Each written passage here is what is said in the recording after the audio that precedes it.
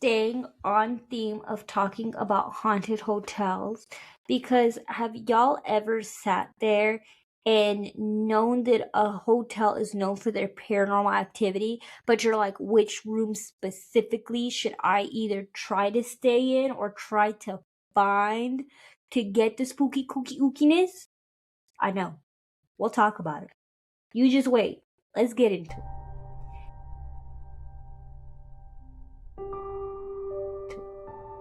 Welcome back to the other side with your host ASOS.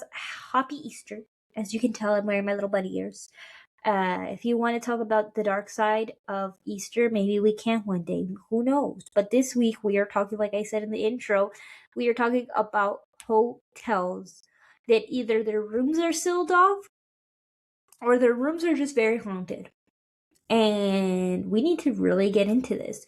So the first spooky kooky ooky place that we're going to be talking about is the Banff Springs Hotel. I hope I said that right. It's in Alberta, Canada, room 873. Excuse me, by the way. The hotel itself is a beautiful historic hotel in the Rockies of Alberta, Canada. It is located in the heart of Banff National Park. It has been open for hundreds of plus years, okay? Maybe 130 at this point, 140. I don't know. I didn't do the math. The legends though don't escape it. And according to many guests, the national park has had guests that never left. People have stayed there, unfortunately. And the reputation of the hotel, though, even though with all those guests that may have never left, it's still one that has quality and care. Now, it does have scandal, though. And one of these such scandals happened in room 873, where reports of screams, handprints on the mirrors. Maids have tried their best to remove this handprint off the mirrors, but they have no luck towards this. The room got so bad with activity and rumors and guests just complaining about things that were happening in the room that they actually sealed and papered over it. Now, today you can go up to the 8th floor and it has no 873rd room, despite all the rooms below having a 73rd room themselves. So there's a 773 floor, there's a 673 floor, but on the 8th floor, there is none. Now, staff have been instructed not to speak of this. And I do think that that's also very fishy as well, because it's like, why aren't you speaking about your paranormal activity? And that's something that I've always wondered about hotels. Why are you guys so hush-hush? You really think that that's bad for business? I'm pretty sure the way that things are today, it's not. Maybe back in like the 60s, 70s, 80s, 90s, sure. But in modern day today, with how many paranormal shows are out there, how many people love the paranormal, why not? It's better for business because then you can sell it as a haunted room. But regardless, nonetheless, they do not speak about this. They're very hush-hush about it. People still to this day try to find it because it is still sealed to this day. They are containing whatever's in that room. But also, I like to say that you think you're containing yourself from those paranormal activities, but really is just keeping people out, but not really keeping the spirits in, if you know what I mean. Now, our next one is the mysterious 12th floor room. This is Congress Plaza in Chicago, Illinois. Chicago, if you don't know what I'm talking about, it's fine.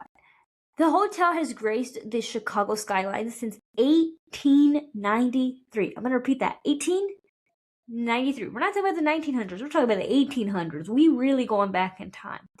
Now, the hotel has seen its shares of ups and downs, like many hotels do.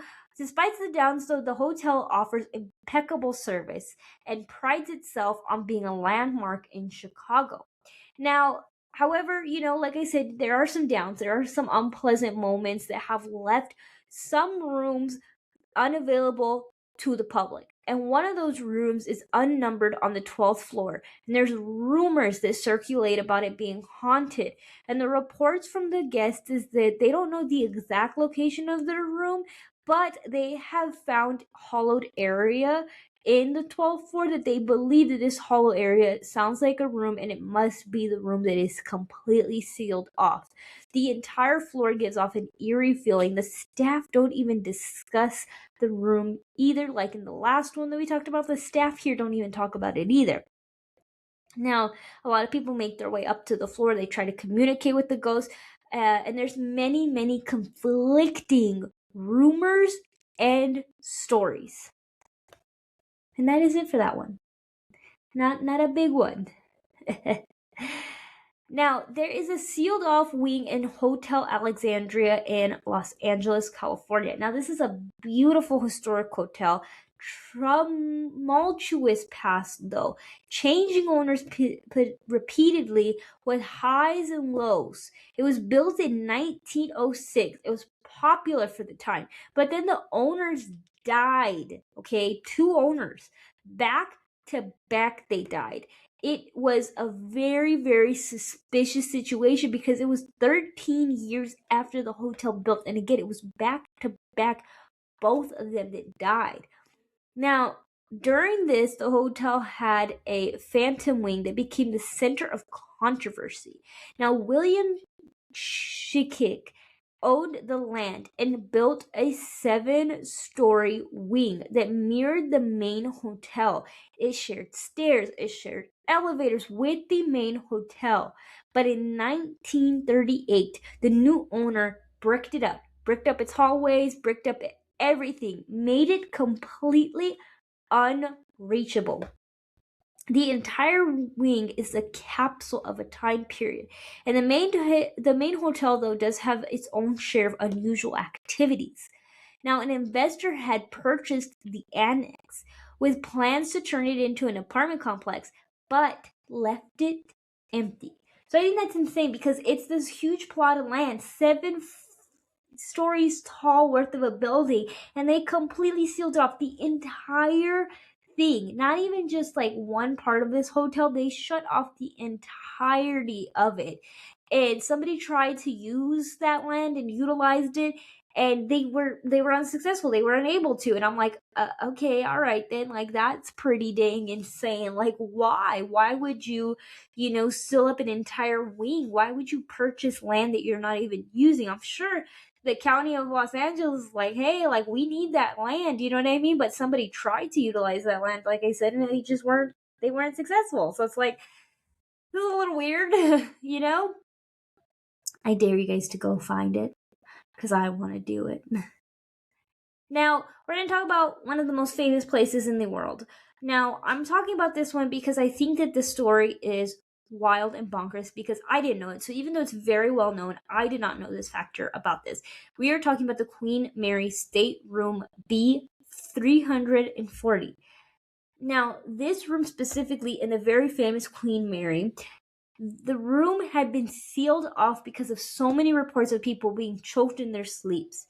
And it was completely closed to the public for over 30 years. They unsealed it in 2018. Can you believe that? They literally had this room closed off for 30 years. 30 years they said, this room is too haunted, too much paranormal activity. We cannot have people in here. And then all of a sudden, on a random day in 2018, they said, we're going to unseal it. Why? What is the reason? What is the reason? I just want to know.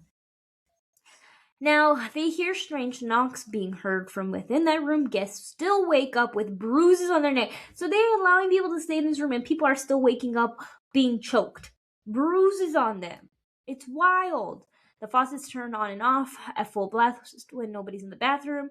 It has such a haunted reputation, and they believed that it would be an attraction, which I can agree to this, but it's like providing or allowing an Ouija board in that room just further escalates the activity, and I think it's something that was sealed for a reason, and it should have stayed sealed off. But that's my personal, opinion on this.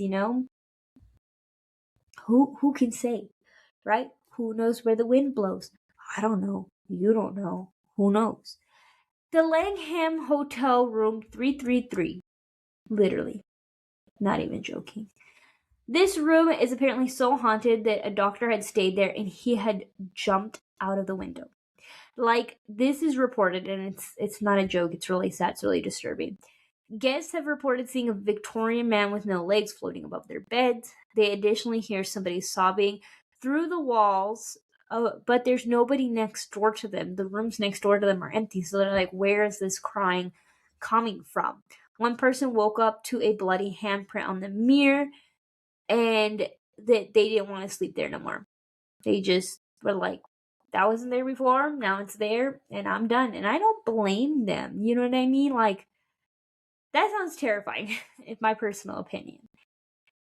Now, the Miss Paul Hotel, room 509, a woman was murdered in this room, and guests state that they can still smell her perfume, but it's so strong that it actually makes them gag. Additionally, guests in the room have felt someone stroking their hair. There are those who have seen a figure in a red dress at the foot of their bed. The door handle jiggles violently at night with no explanation. The Pfizer Hotel, room 109. Now, this hotel opened in 1893 and it has a reputation as grand as the hotel itself because it's coined as the Grand Hotel of the West. So while it has a grand reputation, it was also coined as the grandest hotel of the West. Now there was Major League Baseball players that stayed in the room and they refused to stay in the room again after seeing what they saw in that room, which was an old-fashioned man. I'm seeing a man in old-fashioned clothes staring at them in the corner. Now, according to Bryce Harper, his clothes were scattered all around the room despite the door being locked and no reports of any maid going in. Michael Young reportedly heard footsteps in his room late at night. Carlos Gomez reported that his iPod had turned on by itself while he was in the shower and it began to play static. Now, the TV is known to turn on and off by itself. It goes to static at midnight every night. There's a piano, music being heard from the walls, but there is no piano nearby. One guest had filmed their suitcase sliding across the room on its own. There are electrical malfunctions, there are cold spots, there are moving objects all in this room. So, if you guys are curious.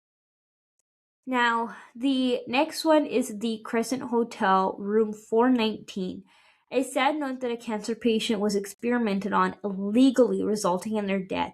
The figure that people see wandering the hallways, they believe is the patient. Some reports say that they smell medicine and feel like they're being watched. One couple only lasted until 2 a.m. checking out because they heard a gurney rolling past their door over and over and over. I think that's really sad that like somebody was experimented on. I'm like, that is disgusting. That is absolutely trash.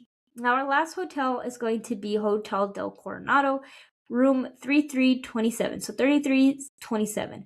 A woman had died from mysterious circumstances. Guests report their belongings being moved across the room. Temperature in the room drops dramatically and they can see their breath. And they report being touched in that room.